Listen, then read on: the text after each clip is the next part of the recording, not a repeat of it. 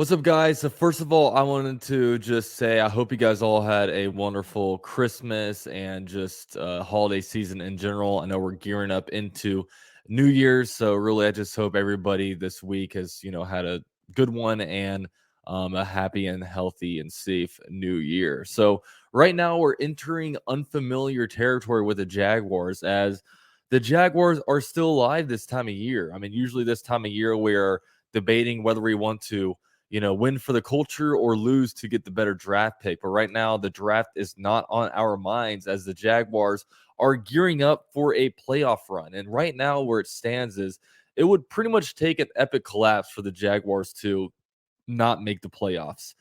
And it's crazy how that happened because when you look back on it, week 11, which was not that long ago, week 11, the Tennessee Titans were 7-3, and the Jaguars were 3-7.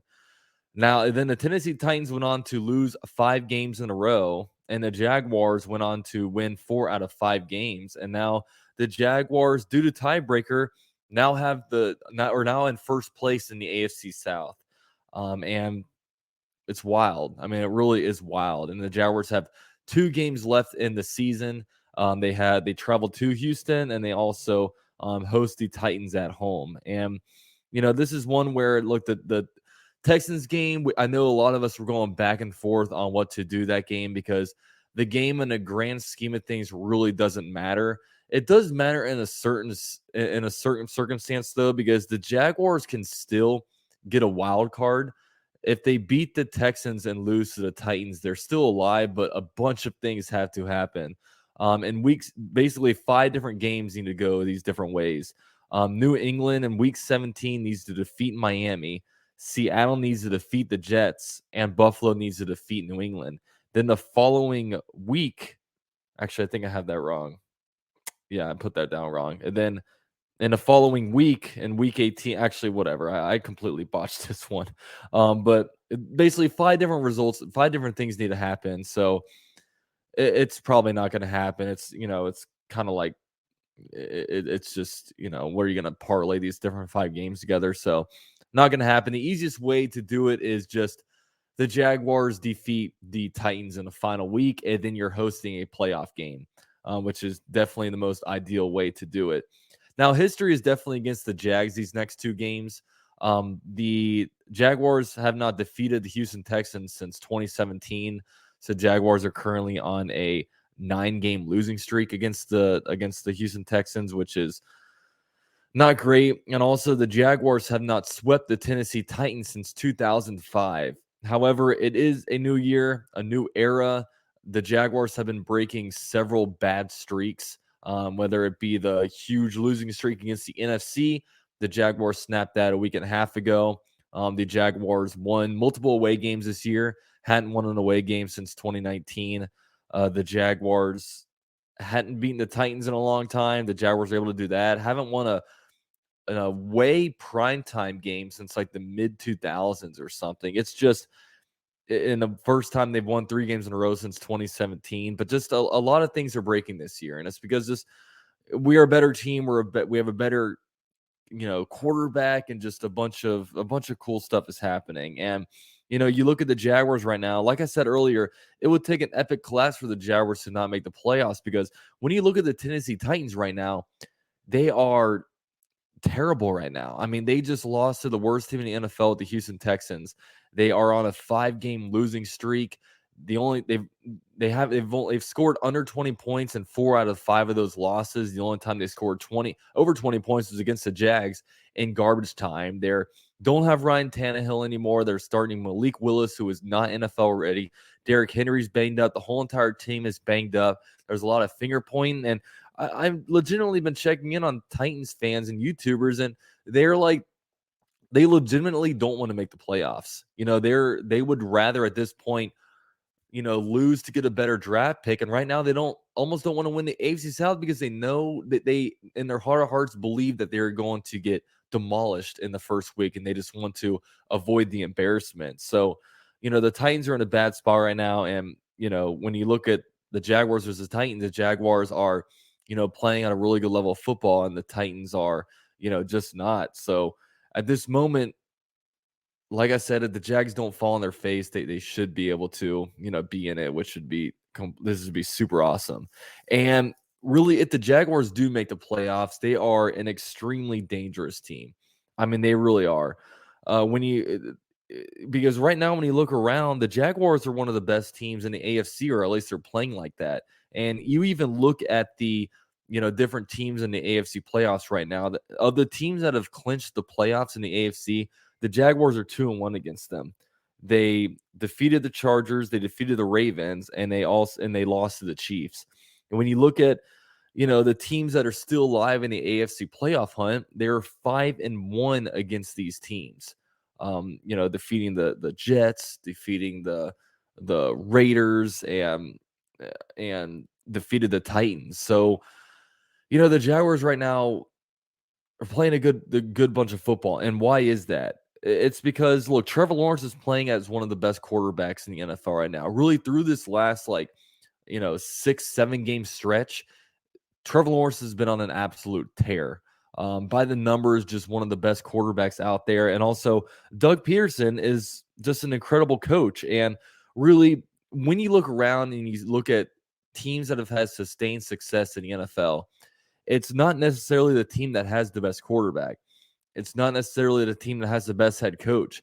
It's generally the marriage between that head coach and quarterback that makes the team great, that can make the whole entire franchise great. The teams like, Patrick Mahomes and Andy Reid are constantly in the playoffs, and they've had roster turnover, but they're still right there, number 1, number 2 seed in the NFL every year. You look back on the Tony Dungy and Peyton Manning days. You look back on the Bill Belichick, Tom Brady stuff. I mean, the fact that the Jaguars have both the head coach and the quarterback thing good, that's what's going to create, a franchise of a lot of winning. And really, Doug Peterson has done an extremely good job with this team because, look, the Jaguars were one of the worst coach teams ever in the NFL last year. Doug Peterson came to this team, and apparently guys didn't know how to practice. Like, they had to teach a lot of these guys how you practice in the NFL. He had to earn back the trust of this team because this team was broken culturally, smarts wise. I mean, there were a lot of new pieces on this team, and they just weren't gelling right. And the season didn't start good. Like I said, the Jaguars started 3-7, and they were losing in frustrating fashions. But the flip is switched. The switch is flipped.